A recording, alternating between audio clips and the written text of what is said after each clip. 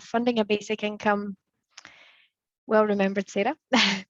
So thank you for joining for the session, Funding a Basic Income That's Truly Transformational. My name's Rana. I'm one of the volunteers that's helping host the Congress this year, hosted by Glasgow. And I'm joined by Sarah, who's going to help us keep things moving in the chat. As with all Zoom calls, I'll have to start off with a wee bit of housekeeping. So firstly, if I could make sure that everyone's just on mute, just while people are speaking about their papers, it just ensures no one's cutting across anybody, and anybody that's relying on these subtitles, it will just make it easier for them. I also want to mention, if you didn't hear the message, that this has been recorded. So if you don't want to be filmed, just pop your camera off just now. But the last portion of the session will be a discussion, and we won't record that one, so no one needs to be shy at that point. Again, the discussion at the end of the session will be about probably over 25 minutes now. But start us off, please just use the chat feature throughout, use the Q&A throughout. If you can pop any questions in the Q&A session, Q&A panel on the Hoover site, and it just means we have plenty to come back to at the end. If anybody has anything specific that they need for this session to be more accessible for them, can you please let me know? Either just let me know now or just pop it in the chat at all.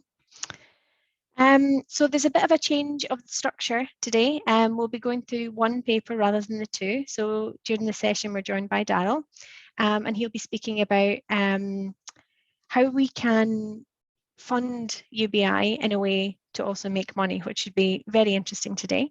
But just before I hand over to Daryl, I just want to walk you through our volunteer group created a sort of mission statement to really try and summarise what we're doing here at the Congress. And I'm sure if you've tuned into other sessions, you'll have heard it by now, but just so everyone's heard it before. So our mission with this Congress is really to bring speakers from all over the world together to take basic income to a reality. We're all here because we believe that freedom from poverty and human security is a basic human right, and we believe basic income is the best method of transferring this right into reality. Anyway, that is definitely enough from me. So without anything further, I hope you enjoy the session. And Daryl, over to you. All right. Well, thank you. And my goal here is to keep the conversation super informal, and really the questions are what determine the success of it. And so it's actually a pretty easy conversation to be able to initially walk through. And I've pasted the link to the full paper there that really gets into the nitty gritty. So the level of depth that we'll go into really kind of depends on the audience here. But the basic premise is around how should we be thinking about a basic income? And my push is that we should be using a basic income to completely eradicate poverty. And so I'll tell a little bit about the high level push of what I'm doing in terms of the paper, but then I'll also talk about some of the work I'm doing to make this a reality. So the general idea here in the legislation that I'm advocating for is a universal basic income at the federal poverty guidelines. And so for people living outside of the US, the federal poverty guidelines are what we use to determine whether or not somebody lives above or below the poverty line. And that's adjusted by household size, and it's across the entire country. And it's what we use to define poverty, which is it enough money for food, clothing, shelter, or transportation for a given household size? So a single person household, that number this year was about $13,000. And for the average US family, which is about 2.5 people, that number is around $20,000 a year. And so what I'm pushing for is that by making sure that we say, if we set a basic income to the federal poverty guideline and wipe out poverty, it then has massive knock-on effects in terms of the actual economic case. And the rationale behind that is if you look at the effects of childhood poverty alone in the US, in 2019, that was estimated to be about $1.032 trillion. You round that down to about a $1 trillion impact and ask yourself, okay, well then, what does it cost us to be able to get that benefit? The US government already provides the data for us to let us know here's where household income is, and here's the gap in terms of where they are from poverty. And that number was about $155.3 billion. I don't use that number exactly. I kind of pull it up a little bit because you want to smooth out the transition in terms of giving people the basic income. But let's round that number up to about $200 billion. So that means for $200 billion, we can wipe out poverty in America. And the government's telling you that they have the data to support that. So it's a pretty easy calculation to get to. A $200 billion investment to get rid of a $1 trillion cost is an $800 billion return. Over a decade, that's $8 trillion of savings that you have as a government. And you have to then ask yourself, like, why is that number so big? And usually it depends on who I'm talking to. If I'm talking to folks who either have lived in poverty or work with people who are, impoverished, they get it pretty immediately because they understand how devastatingly terrible poverty is and the effects on healthcare, the effects on incarceration, the effects on, foregoing opportunities in terms of income. It's just unbelievably massive. For folks who haven't been around it, those numbers are a bit staggering. Why are they so big? And the reason why the number is so big is because of the social welfare systems that we've created that really are designed to keep people in poverty. And the reason I say that is because if you are a recipient of typical welfare benefits right now, the minute you start working and earning more income, you eventually get those benefits taken away. So the gap, the hurdle that you have to overcome to be able to increase your income by enough that losing the benefits doesn't matter is usually insurmountable. And so you're ultimately paying people to stay in poverty. In the US, which is the example I'm using here, but obviously these things are applicable elsewhere, we spend about $380 billion a year on social welfare programs, another $600 billion on our healthcare system for low income folks, and another $1 trillion for our across the board Medicare for our elderly folks. So we're spending massive amounts of money maintaining poverty, whereas if we just gave people that basic income, we wipe that out completely. And so that's why my organization is called End Poverty, Make Trillions, because if we have a universal basic income, we set it equal to the federal poverty guidelines, you literally save trillions of dollars. Now, some folks who are listening may notice an interesting kind of tweak here is that I gave a number of how much would the basic income cost that was actually linked to completing the gap between the poverty line and people's current income. And you may say that's not a universal basic income. And that's where I think the key innovation is here in terms of how we're funding it. And we're giving everyone a basic income so that it is universal. So everyone will receive it. But where the magic happens is all you have to do is adjust the tax code so that at the lower income levels, you tax people so that by the time I get to 200% of the federal poverty guideline, I've paid back the basic income. So therefore, anyone who's working and making above 2 times the federal poverty guideline, their take-home pay doesn't change. They get the basic income check like everyone else, but then their taxes are adjusted enough where their take-home pay stays the same.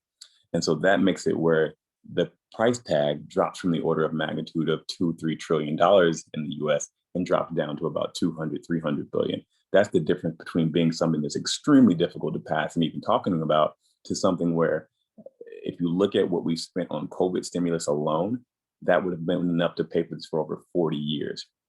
And that's why I'm actively pushing for this right now. And so we've got federal legislation currently drafted. We've got a sponsor in the House. And now what we're spending our time and energy doing is getting as many folks on the right and on the left on board to have people see that a $200 billion policy to be able to eradicate poverty is one of the greatest achievements that we've kind of ever potentially have seen as a people, because poverty is one of the worst things that we've ever done as a people. And so the ways that I'm going about doing that right now are threefold. The first is a media push. And so I just finished about a 7-week tour around the country, having conversations with organizations who are working with people living in poverty, people who are living in poverty themselves, and running through what we just talked about. And what I noticed on that tour is it takes about a minute to explain to someone living in poverty. It takes about 3 to 5 minutes to someone who's middle class, who's touched poverty. And the people who it takes the longest to explain to are usually very wealthy people and people who are hyper educated. But even with those folks, you can usually explain it to them in about 15 minutes or so and walk through how it works and why it's a complete game changer financially. And I've got a documentary that we're now using, that we're putting together from those experiences that'll be released at the end of the year. The second piece that I'm working on is a string of basic income pilots across the country. And when I say pilots, I really use that term with air quotes, because I don't understand the narrative around basic income pilots. I think that we need to shift that narrative and change it to asking ourselves, what are we trying to find out? We know that income works. We know that income changes people's lives. We should be asking ourselves, why do we think a basic income is any different than a regular income?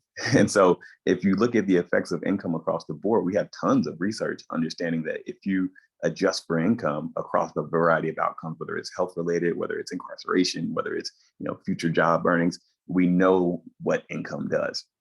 But that being said, people still get stuck up on this piece. But for me, this is for marketing. For me, doing these basic income pilots is about showing people this is what a basic income is. This is how it can change your community, and getting more people to understand that this is something that we can do.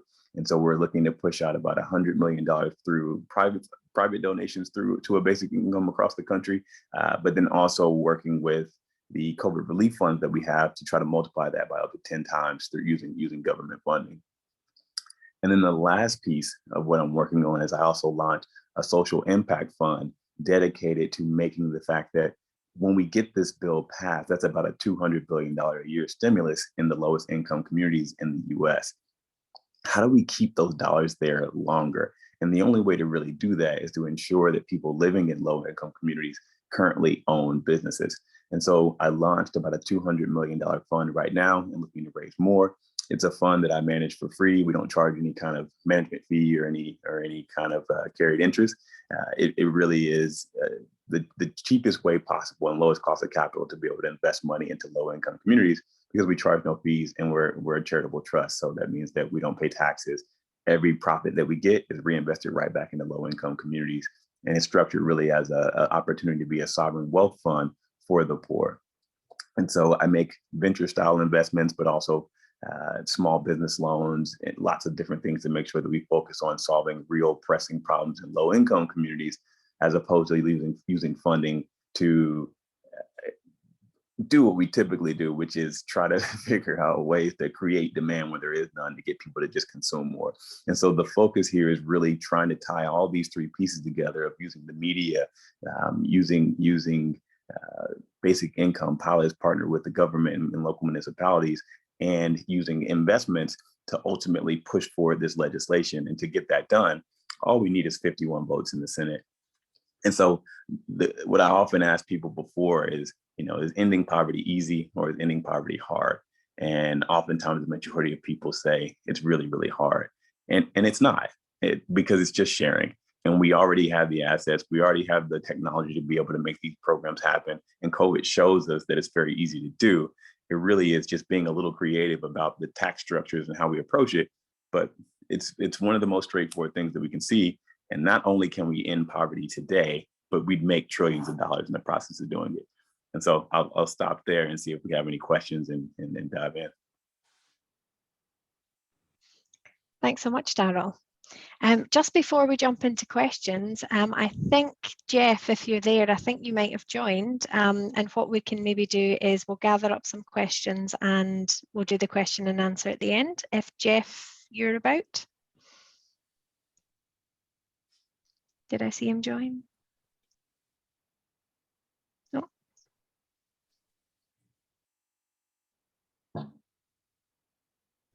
Okay. Oh, there we go. Can you hear me? Yes, we can hear you now. And see me? No camera as yet. Oh gosh, okay. The joys of technology. Oh, there we go. Wova doesn't like Safari, so I switched to Chrome. Now it's working. Perfect. Well, take it away. Oh, okay. Okay. What really struck me is that there is a huge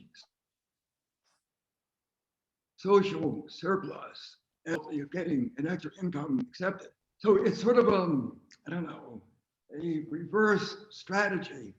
Instead of stressing poverty, an antidote for poverty, stress surplus, and the natural reaction to surplus is to share it.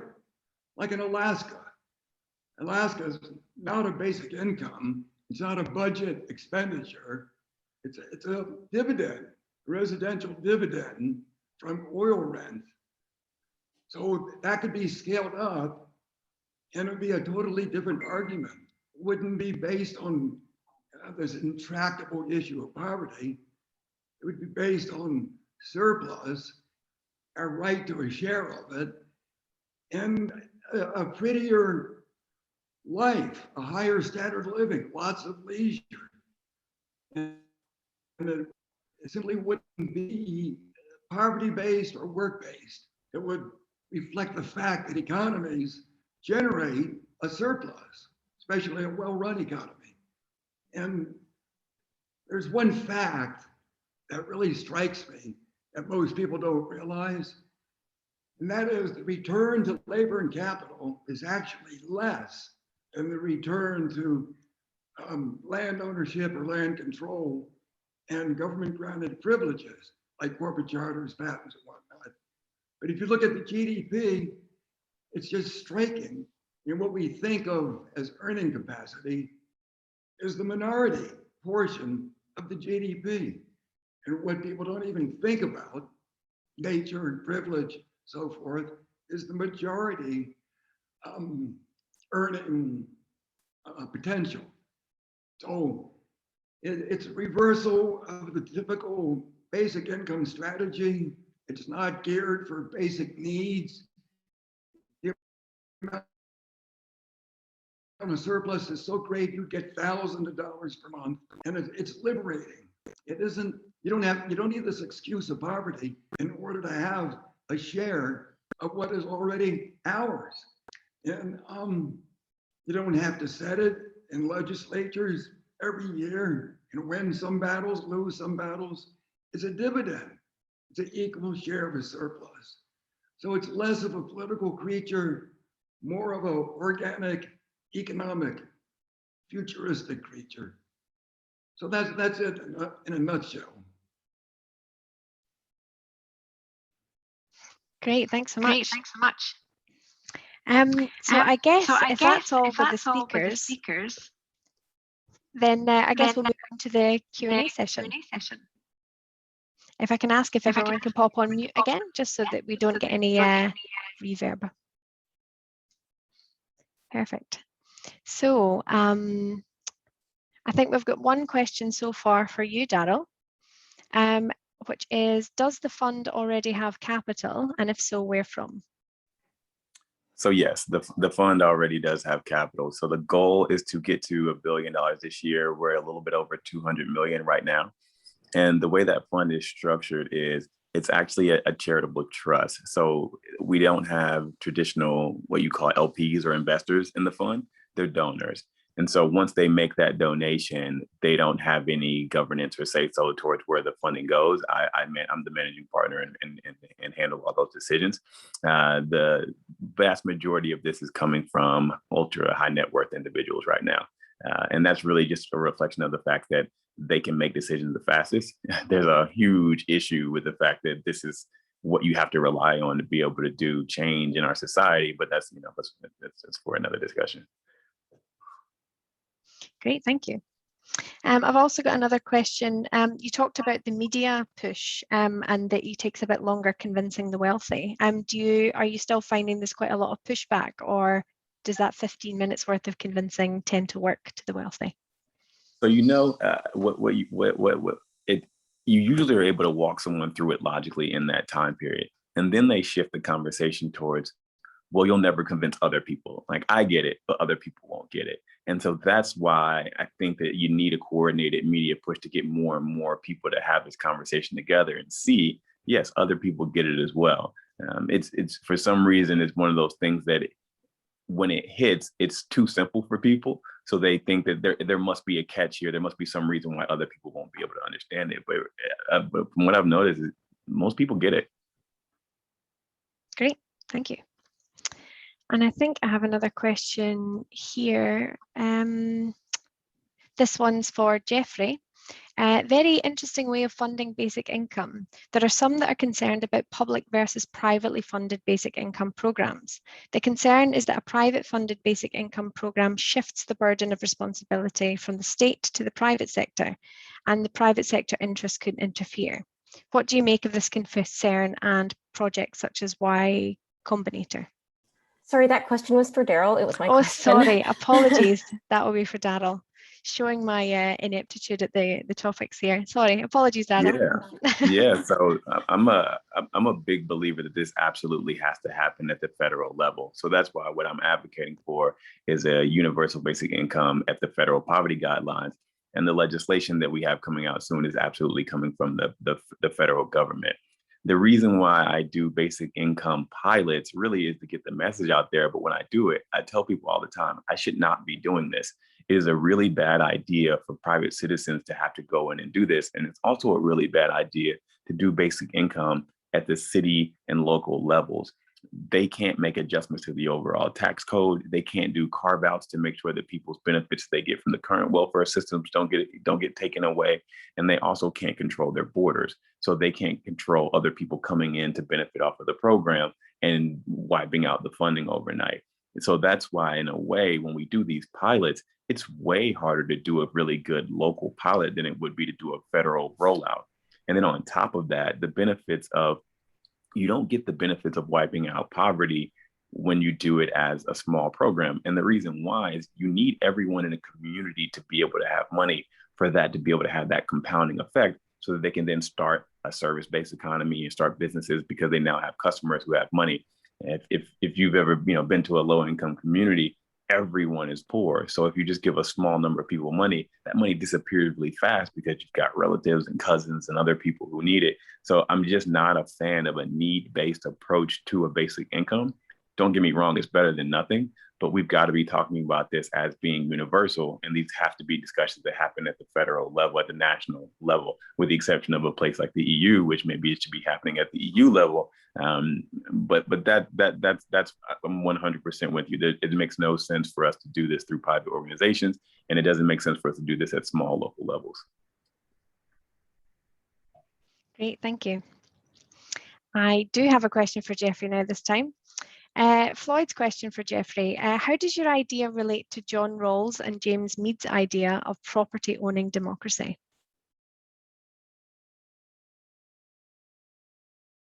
Jeff, are you still there? I think you're on mute, Jeffrey. Can you hear me now? Okay. Did you mute me or I mute myself accidentally? I don't know what happened. I muted you because there's reverb. Oh, God. Is there still reverb? No, okay, that's better. Yeah, okay. As they say, property is a bundle of rights. And so we get to actually define what property is. There's an American philosopher about a century ago, Hungarian-American Ralph Borsodi. Most people have never heard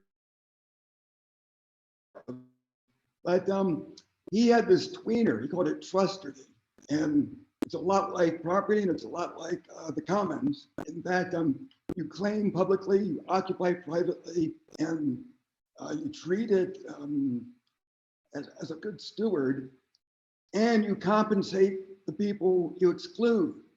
The words own and owe are related for a good reason. Historically, most people aren't conscious of it anymore. So that's the kind of so-called property I'd rather see, trustardy, and a totally different relationship between the human and that hunk of nature. And you do see it not really well articulated, but in the environmental movement, you do see that sentiment. You see a lot of people who don't really distinguish between one kind of property and another, but they're really happy about the fact that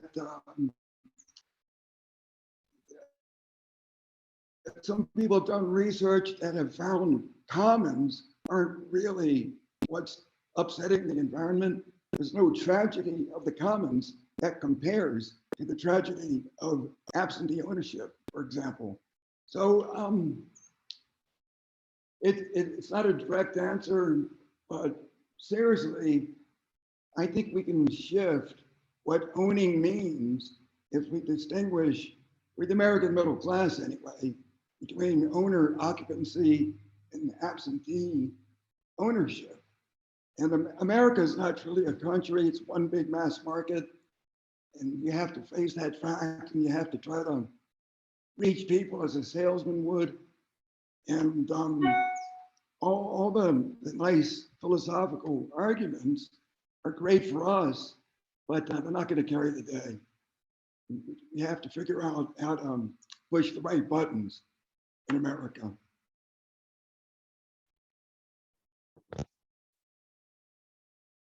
I just asked my related question.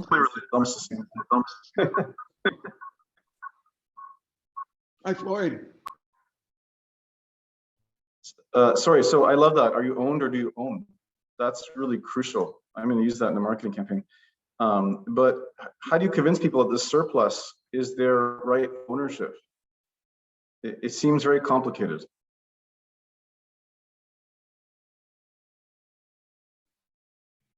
Okay, one of the best examples we have of an extra income apart from labor and capital is Alaska with that oil dividend.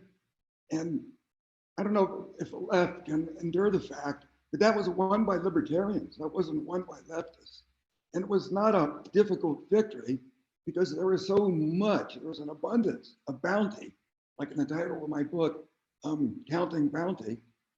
And that made it easy for people to view it as a low-hanging fruit. And you didn't have to argue with the people, you didn't have to argue even against the oil companies. I mean, they knew when they had to give in. And if you can just make real, make tangible this surplus. Another instance, Aspen, Colorado, a vacant lot goes for like $10 million and workers cannot afford to live there. So they put on the ballot, slicing off a little bit of that location value to fund high quality public housing for workers. Not the image that most people have of public housing in these big cities. And again, it was the city council put on the ballot, it was a majority that passed it, no contest. So when people see a surplus, a bounty, an abundance, then it's almost automatic to share it. So you just have to, make it real. Singapore, another example, they paid citizens a dividend when they had a budget surplus, and they have some of the highest land values and highest land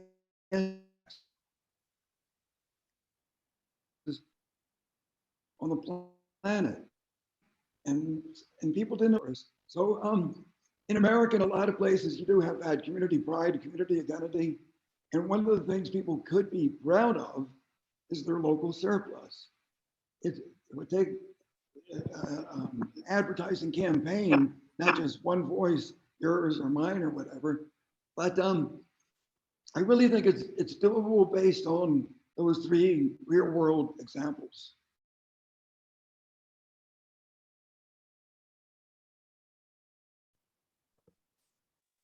Great, thanks very much, Jeff.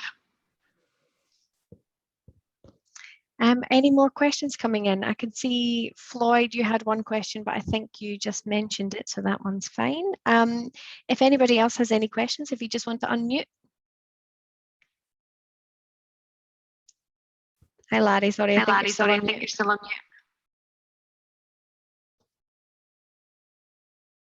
Unmute. Okay, there it is. And I just have a quick question for Jeffrey Smith. Okay, what you're really talking about, I'm getting a lot of feedback, but what you're really I'm actually going to mute Jeffrey Jeffrey, I'm going to mute you in between because it's your computer that's reverbing, and then you just have to unmute yourself every time. Sorry. Okay, am I okay now? I'm unmuted. What you're really talking about is what in economics we call rent. And I just finished reading a book by Fred Harrison, who's a British journalist with some economics training. And he is a follower of Henry George, who was an American. And he's wanted to, he said only land should be taxed. And Fred Harrison kind of brings that to the 21st century and said only rent should be taxed. There should be no tax on income at all. Should be everything should be taxed. It's just have on rent. My question is, I think that's what you're getting at. And having read his book, I found it really fascinating. But I have one problem, that is, how do we calculate rent? How do we distinguish between what is produced, a good, or just rent, which is something extra you get? Like if you buy a property and it goes up in value, it's because the neighborhood improves, or because it happens to be in San Francisco or some fancy place, or Vancouver or Toronto in case I'm in Canada. It just prices go sky high. How much of it is rent and how much is it of building, of actual building? And I don't know. I found it fascinating, but I don't know how we can tax only rent and eliminate all income tax on earned work, income and wages and true entrepreneurial work. That would be fascinating, but I don't know how to calculate it. Did you answer that? Yeah. So Fred, some of my work, and not always giving me credit, but at any rate, this question pops up a lot. But what's interesting, nobody ever asks, gee, how do absentee landlords ever decide how much is rent? And the private sector, so-called the business people, for them it's not an issue. They figure it out and they charge it. But the thing is, it doesn't have to be permanent. You could readjust it every year until you get it as close as humanly possible. But assessors and appraisers, they're professionals. They got tons of techniques. They've worked this out decades ago. You could back it up with government auctions of abandoned locations, abandoned properties. And it's really, for people who are in the business, it's a non-issue. For people hearing about the proposal for the first time, it seems like some enormous, insurmountable obstacle, but it simply isn't. It's well within the toolkit of any competent assessor or appraiser.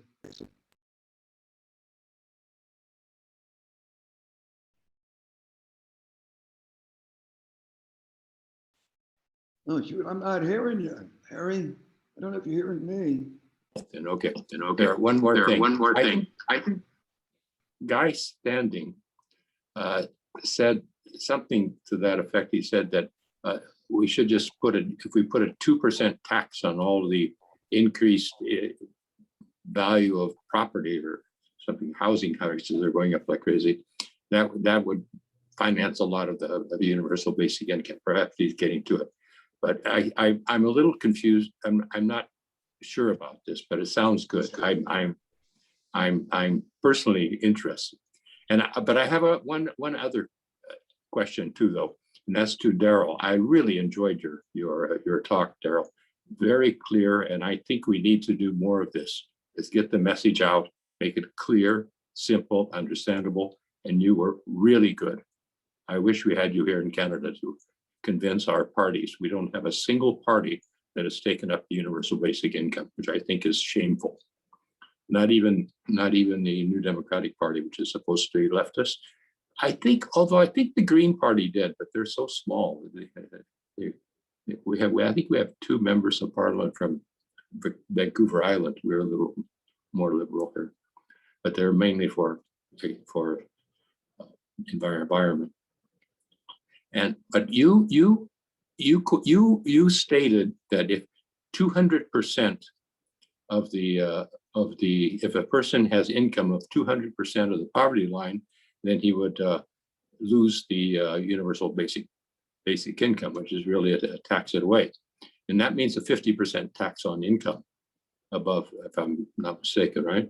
50% tax on income earned. If you have zero income, then you would get the full universal basic income.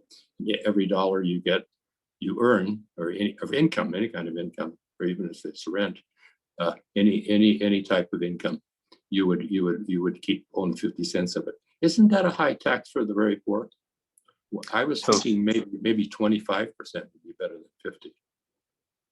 So that's a really good question, Larry. The thing to keep in mind is it's important to distinguish between different countries' tax codes too, but also so keep in mind that we're talking in the American context. For us, at the lower end of the tax bracket, and so for our purposes, let's say $30,000 and below, you basically don't pay federal taxes. And the rationale is exactly what you're saying, is that because people are in poverty, so therefore we don't want to tax them on any earned income. If everyone's getting a basic income that's equal to the federal poverty guidelines, then their actual tax rate is very low, because you don't that basic income isn't taxed. That basic income isn't taxed at all. The only thing that's being taxed is your earned income. And so you do have a 50% tax rate up until you hit 200% of the federal poverty guideline in terms of earned income, and then it drops back down to its normal rate. And the rationale behind that is it keeps the cost of the program manageable. And so we could make that number a quarter, but then the cost of the program quadruples. And so it makes it a much bigger program because of the fact that you're using that lower tax rate. So you theoretically could choose whatever number you want. You could choose 50%, 10%, 90%. I chose 50% because it's a number where it's still within reason for people to be able to pay, but ultimately it's just to keep the price tag down to below those multiple trillion-dollar numbers. Okay. Well, and I put myself back on. I'm unmuted. Good. I think that's understandable. I think we have something similar in Canada for the old age pension, which was used to be universal, and then they put you just put it in your income as taxable income. But now they put a tax on it at a pretty high level. It starts 15%, but that's over and above whatever your marginal tax rate is, 15%, until the old age pension is clawed back. But if you have no income, that includes pensions, Canada pension, anything, public pension, private pension. But if you have no income at all, then you get all, or even a pretty high income up into where it starts. And you have to keep all of it. So I suppose that you would be keeping the exempt part of the income in the U.S. I was thinking, in fact, I'm trying to do now some work on that, and I was thinking of eliminating the tax, the tax exemption for exempt part of the income, and say the instead of giving somebody a tax exemption, you have tax exemption, you have a cash grant that is really the same. And I always thought that the giving a tax credit, really, it's like giving a non-refundable tax credit to someone. So if you have zero income, that credit is worth nothing. So if you give a cash amount instead at the beginning, and then you start paying tax after that, it makes more sense to me. Right, and that's the basic idea here, is that you give everyone a basic income, and if you don't, and you never allow anyone to tax that. You can't have that garnished. There's nothing that can happen that's guaranteed, that's yours, it's automatic, and it's at the poverty line. So that then from there, it's okay for me to tax earned income as we start to move up the ladder, because you know that you already have your basic needs met. I'm not taking that away from you. And it just grossly simplifies the process, because now we don't have to worry about how this program interacts with other existing welfare programs. And the benefit there then is that we can be smart and ask ourselves, which of these programs make sense to continue and which ones should we get rid of? And if we want to, we can say, okay, let's take our food stamp program and roll that into the basic income. And now instead of being the basic income being 1 times the federal poverty guidelines, we can make it 1.2 times. And so that's kind of the push here, is that if we can get that initial anchor in of saying universal basic income at the federal poverty guideline, in the future, then what we spend our time is saying, should it be a multiple of the federal poverty guideline? Should it be adjusted? Can we get rid of other programs, move it in to continue to improve the cost of the budget? But the program itself never gets taxed, and it's just a simple safety net that we don't have to think about, and we don't have to have a bunch of bureaucracy to be able to get it done. That's very, very good. I think you, like, if you're blind or something, you should get a higher basic income, right? For the disabled, and it makes a lot of sense. The only thing I would say, though, that 50%, you have state taxes too. Well, not in all states. I think Florida is 0, but you have state taxes too. So 50% plus the state taxes. If you're charging that to the wealthy, they say, "Oh my God, that's so high, I won't work anymore." but you can't say, "Well, we're going to." But you're saying, yes, we're going to charge 50% plus, I suppose, plus the state taxes, plus the sales taxes, plus all of that, and it comes out pretty high. I think higher for a poor working person than. It's harder for a poor working person to take that than for a wealthy person, I would say. But the wealthy would complain bitterly when they get taxed at those rates. I guess so. A quick example of the math is, if you think about the working poor in America, the vast majority of people living in poverty already do have jobs. And so let's take an individual that's, you know, working hard, and they're making $8,000 a year. That person, if they're currently taxed at, let's say, 10% or so, it's still bringing home, about $700 a month, right? In the scenario where we have a basic income, that basic income is about $1,100 a month to start off with, right? So right off the bat, they're getting more than they had before by order of magnitude of $400. It's almost a 50% increase in their take-home pay. And then let's say they still have that job that they were making. We said about $7,000 a month, right? So let's say that tax of that $7,000 a month is 50%.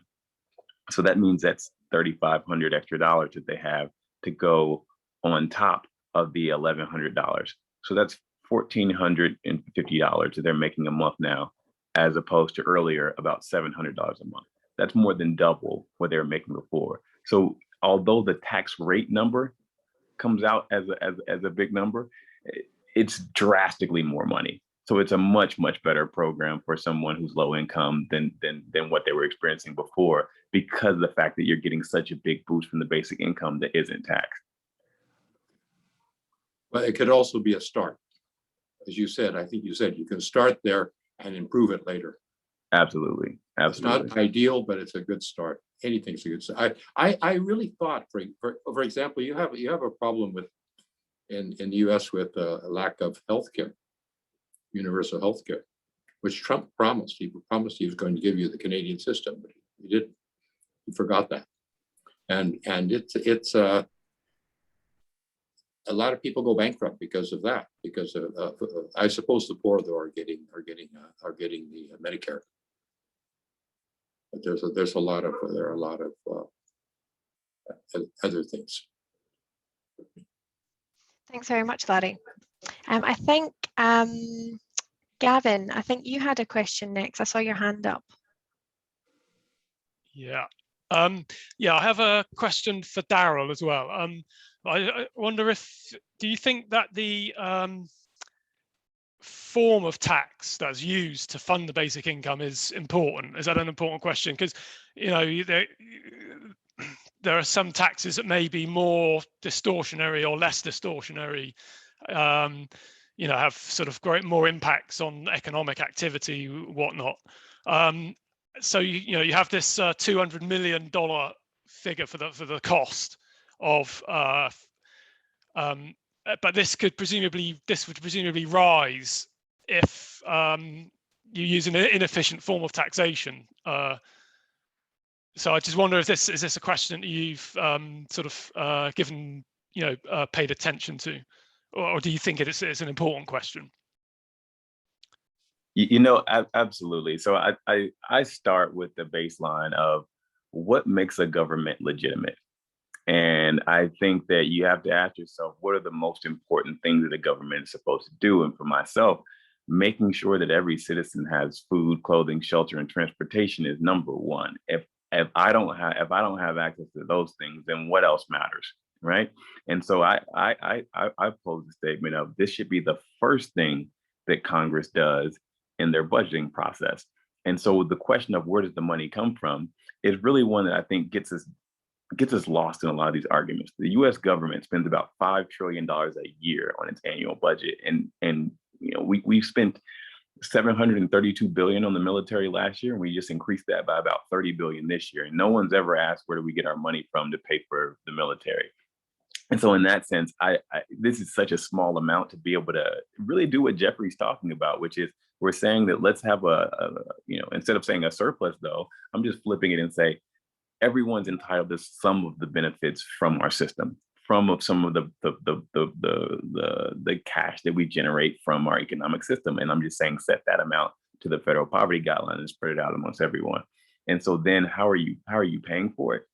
You're not really paying for it. You're just sharing. You're just moving things around. And so a lot of it is just language and getting people comfortable of how they shift to this new system. And that's why I have the approach that I do of talking about adjusting the taxes on the lower end. But you absolutely could pay for this by saying the richest 12,000 Americans have $11.6 trillion in assets. We could tax that at a less than 5% rate and pay for it. There's so many ways that we can do it. A lot of it, what I'm doing is focus on political will and what we can get done. But absolutely to your point, there's so many different ways that we can do this. I was just looking for a route that made it as affordable and politically palatable as possible. Thanks. Thanks, Gavin. We've got another question for Daryl here from Stefan. Daryl, have you considered / experienced the risk that a basic income would lead to increasing rent and housing costs, because obviously households will have more disposable income? Yeah, so when it comes to looking at America, at least, and this is true for most of the world, kind of like what Jeffrey is mentioning, we have lots of empty, vacant property all over the place, and so it's not as if all of a sudden, we're concerned about all these people, this new demand for people who want housing. There's plenty of housing in space. We just don't allow people to have it. We don't allow people in it. But there's two ways that we solve this problem. One, worrying about inflation, not just with housing, but more broadly. That's why you link it to the federal poverty guidelines. The federal poverty guidelines, the number that's changed every year, and it gets adjusted for inflation. And we already do this. So that kind of solves that problem there. But the other side of things is ultimately getting at what stops corporations from figuring out some way to just suck this money right back out of low-income communities. And that's why I started the Social Impact Fund. And my view is exactly what you're talking about, which is there's a way to provide goods and services to people without trying to extract as much as you possibly can. So one of the big projects I'm working on is creating affordable housing in that $300 to $700 a month, and really focusing on making sure that it's clean, that it's safe, that we just provide a basic service. You make some profit, but the goal isn't to maximize profit. The goal is to be able to provide a really good service to people. And if other landlords decide to keep jacking up their prices, great, I'll have the entire market. And that's why you have to combine kind of business sense with things like this to make sure that we create a better capitalism, a socially oriented approach to fulfilling the needs of people that isn't just all about extraction. Thanks, Sarah. Based on your experience, you essentially say that you need to make sure that that money doesn't flow out based on what you see, because that's always the argument I'm always kind of proponent of the idea of funding basic income with economic rents. Now, obviously, there's always the problem that the rents flow back out because the rents always get collected from the surplus again. The rents are the surplus of the money that's going around. So obviously, I see that if you obviously have a universal basic service that is the housing that is linked to the federal poverty level, then you avoid that problem, I guess. No, that's what you're saying. Oh, so let me be clear. So what we're saying is that the basic income amount is tied to the federal poverty guideline, and that number is an estimation of how much money a household would need of a given size for food, clothing, shelter, and transportation. So if there is inflation, that number gets reset every year. So the amount that flows in is based on that. But then what I'm talking about separately is, if it's a competitive economy. And so if landlords on the low end have traditionally not been very good, and that they know they're getting funding from the government, and so they have to appease the government, not individuals. But all of a sudden, if we put money into the hands of the poor, well, they have a choice now of where they want to live, and they can choose government housing, or they could choose housing on the private markets. And my view is that I'm going to create housing, and that's what we're currently doing. We're creating housing on the private market that's just quality. There's no reason that you can't have clean, affordable housing in the $500 a month range. Just people don't do it. And so if you create a national brand that's a private brand, has nothing to do with the government, but just a private company that says, I'm just going to provide clean, affordable housing for low income folks, I think that you'll gain a lot of market share, because so many other landlords are just trying to extract as much rent as humanly possible. I think that that's just better capitalism in general. And I think about that in terms of food. I think about that in terms of every industry that I invest in, is how do you make your number one goal being solving a social problem? And you can generate profit along the way, but profit is not the ultimate aim. Because if profit is the ultimate aim, then all you do is maximize profit to the detriment of society. I want businesses that improve society and make money because they're doing so. So you say you charge a fair rent. You don't charge the maximum you can get, but you actually charge less. Exactly. Right. Thanks. With no government involvement. You don't need, the government doesn't need to be involved in that. Right. Great, thanks both. I've got an interesting question here from Hans Florian for both people. So participation and ownership. Don't we need dual money for that? Participation doesn't involve ownership, but a right. Why not distribute UBI as a monthly right, which expires after use, like loyalty points? Use them or lose them. So Darryl, do you want to take it first? And then I'll hand over to Jeff for his thoughts. Yeah, thank you. So my rationale is that you've got to make sure that the basic income program fits our current system. And our current system is one which is about capitalism. Whether we like that or not, that's kind of what it is. And so I work with that reality, in which case the key to not being stomped on in capitalism is having capital. And so if you have a basic income program where that capital is expiring, you can't really generate and build any wealth. Whereas if we give people actual cash and you have some surplus at the end of the month and something that you saved over, you can buy stocks, you can buy, housing, you can buy whatever assets that you want, so that you ultimately can build wealth over time. Now, if we dismantle capitalism, well, then, yeah, I think all that it's fair game to talk about giving everyone currencies that don't, last, so that there's a limit to how much wealth you can build over time. But because wealth is allowed to be accumulated by others, I would want to make sure that the basic income was something that we could accumulate as well. Great, thank you. I love that. Capital to survive capitalism. May I jump in? It's the basic income which is distributed by points. Nobody forbids to earn money to do that what you are talking about, to build wealth. But the basic income, you need something to eat, you need something to clothe, and you need it every month. And this is the money the points or the right which you get is not for accumulating. It's like a bus ticket. You use it, and after it's no longer valid, it's gone. Well, this is what I think is somewhat problematic about how we approach the poor, is that, if I'm ultimately being frugal and I figure out a way to make my basic income go further, and I only spend 70% of it, and the extra 30% I found ways to save, shouldn't I be allowed to reap the benefit of saving that? Don't we want to encourage people to use their brain power to figure out how to budget and figure out ways to get themselves out of poverty? If we do it in a way where their points expire, well, I'm ultimately not giving that person any incentive to be creative to figure out ways to keep their costs down so they can get out of poverty, as opposed to being just at that line. They have an income, and they can use their income for that, but not the basic income.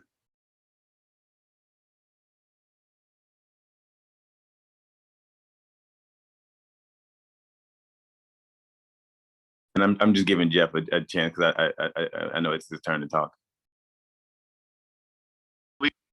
Thank you, Darryl.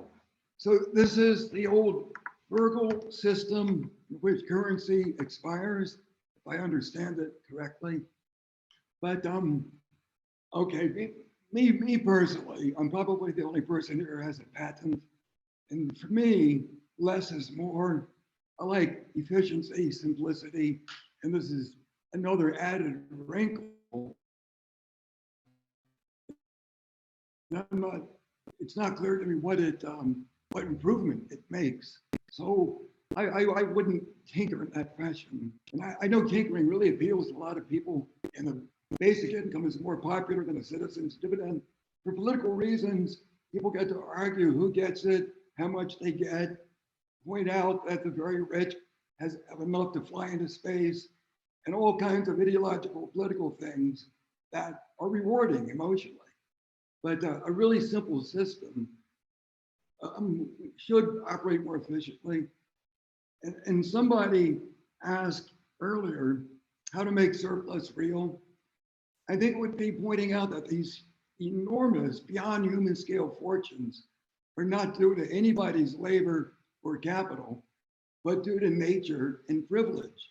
You can find studies that show 80% of the stock market is in patents, and then 80% of that is rent. So you don't have to tax that. You could just what is protected. In America, the only government that is in the black, not in the red, are port districts. And that's because they lease the land, they don't own the buildings. It's a system that really works, it's really simple, and you don't have to tinker quite so much. And okay, if you want people to spend money, which is what expiring currency does, I don't know if I would force feed that. I mean, once people shrink the work week, they're going to be spending money.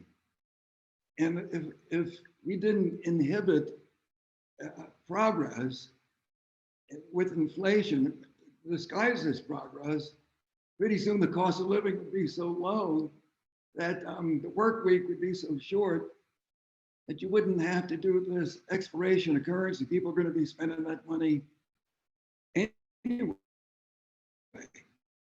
And it would really just change. It wouldn't be work directed. It would be self-actualizing, family oriented, community oriented, nature oriented.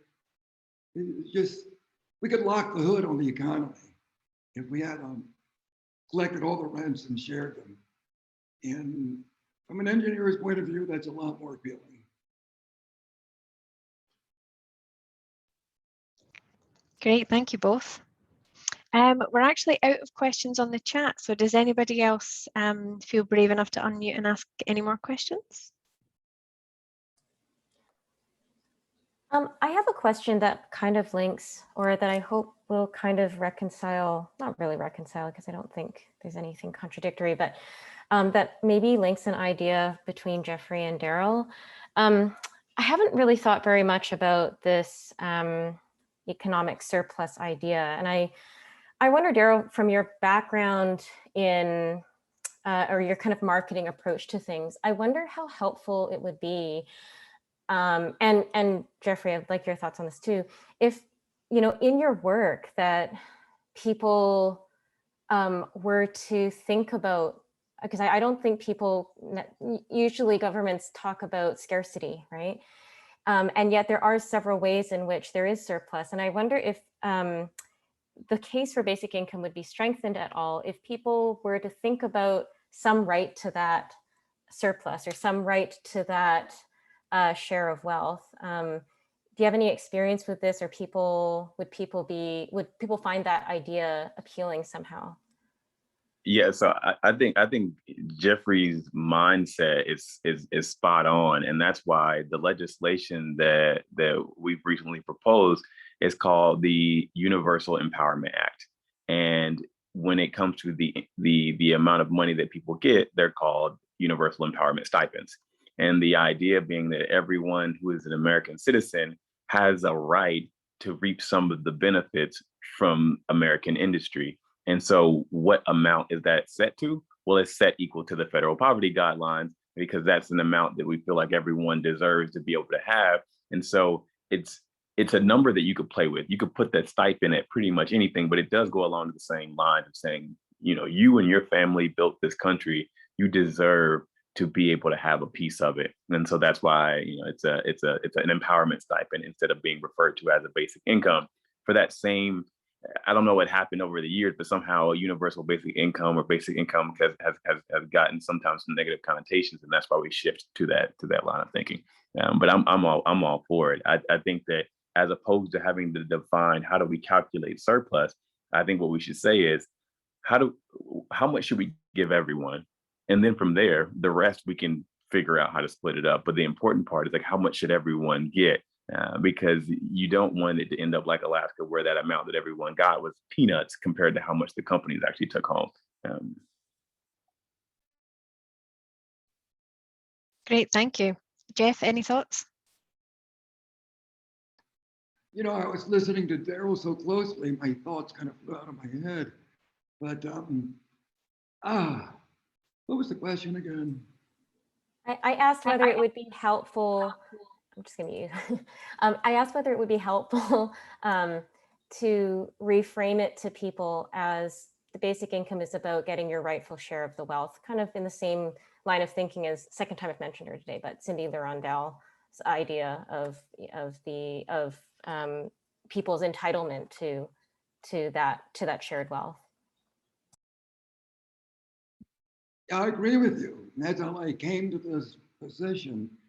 I think we have to, in a sense, depersonalize wealth and communalize it. I use that word safely here.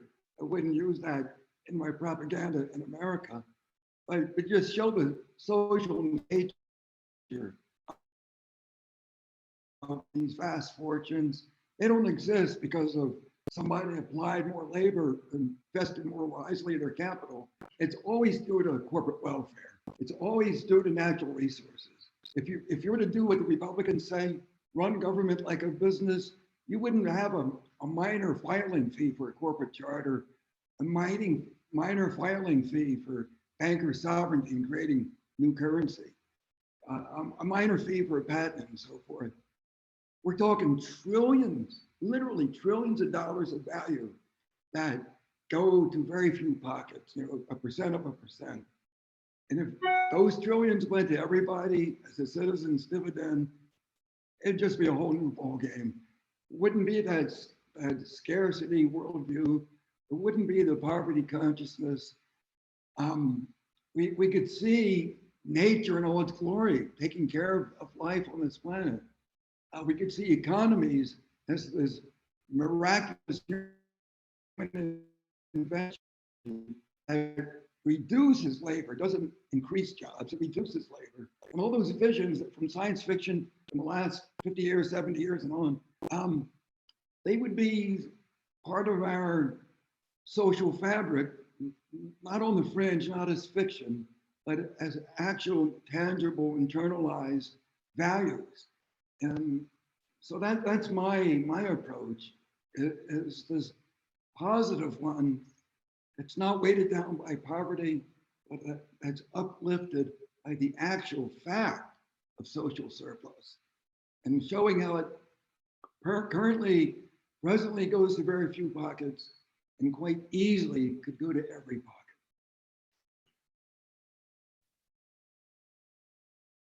Great, thank you so much for that. Have we got any more questions?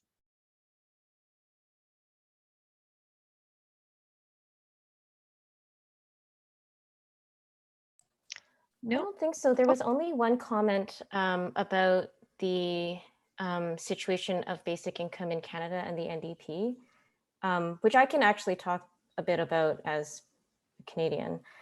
Larry, I actually think that the basic income conversation is actually quite advanced in Canada. We have a number of senators, and you might be interested in getting in touch with them, but Senator Kim Pate, one of her major platforms is basic income, and that was springboarded by Art Eggleton and Hugh Siegel. We also have Leah Gazan in Manitoba, who is trying to put forward a bill for basic income. So you might be interested in checking those out. And of course, we had the discontinued Ontario pilot, but we had the original Manitoba pilot as well, right? So lots to learn from and keep an eye on for Canada. Yeah, thank you. I'm very familiar with the pilot programs and the work of Professor Forget in Manitoba. She summarized her latest book. I think is just fabulous. However, we haven't ever had a Canada-wide basic income. These are small pilots. There's one in Lindsay, Ontario, too, which was stopped by the Conservative government. I think that was the one. And I think it's time to end pilots and put in a basic income. And I'm glad to hear that there are some senators, some politicians at least, who are pushing for this. But I don't think any political party has, even at the provincial level, has come put it in the platform. Maybe I'm wrong. I think somebody actually posted in the Q&A that the NDP might actually have it in their platform. I think Jagnet's Really? here. Yeah, so you might want to check that out. National NDP? It's kind of a non-promise. They're using tricky language to say that they'll expand existing programs until people have access to a guaranteed livable income. They're not actually saying we're for a single guaranteed livable income. Mm-hmm. Okay. But there's some steps there. I think I saw that. It's very, very, very cleverly worded. It sounds like something liberals would say. So they don't really carry through on it. But maybe I'm wrong. I'm skeptical.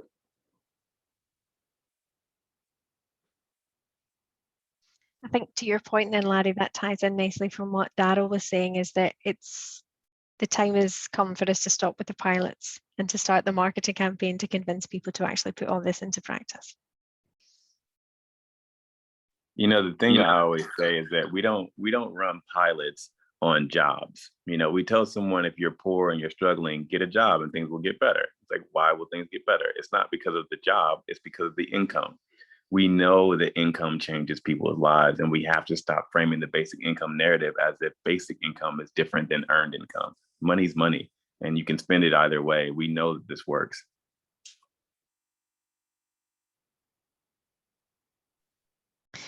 No, definitely. Thanks for that, Darryl. I think then if there's no more questions, if Jeff and Darryl, you have any closing remarks, before I hand over to you guys, I'll just say that please continue this conversation on the Hoover platform, because we have loads of chat facilities on that. And we do have roundups every day. So there'll be an opportunity to speak about any of the day's topics at these. There's one tomorrow at 6 and one at 2:30 on Saturday. So please all continue these conversations. But for now, I will hand over to Jeff if you want to go first, and we'll get some closing remarks from you. It's good to know that there's Canadians watching and listening. I'm sort of an honorary Canadian. Used to live close to the border and crossed over quite frequently, and that was the easy thing to do. But at any rate, when I was tracking this issue more closely, I remember Alberta, with its vast oil revenue, was doing sort of a quasi dividend, in the sense that it paid tax credits for Albertan residents, and it's invested more in higher education. And there was a third thing that it was doing with this oil rent that kind of approached being a dividend, but wasn't exactly. I think they were more generous in welfare, if I remember correctly. But this is going back decades. But with so many Canadians involved in this discussion, maybe they could clarify or add to that. But I bring it up just to emphasize the role of rent in solving this issue. It's there, it's a lot, and it's being funneled right now into very few pockets. And that's a political thing. It's not a natural thing. It doesn't have to be that way. So if anybody knows more about Alberta than what I just said, I'd like to hear that.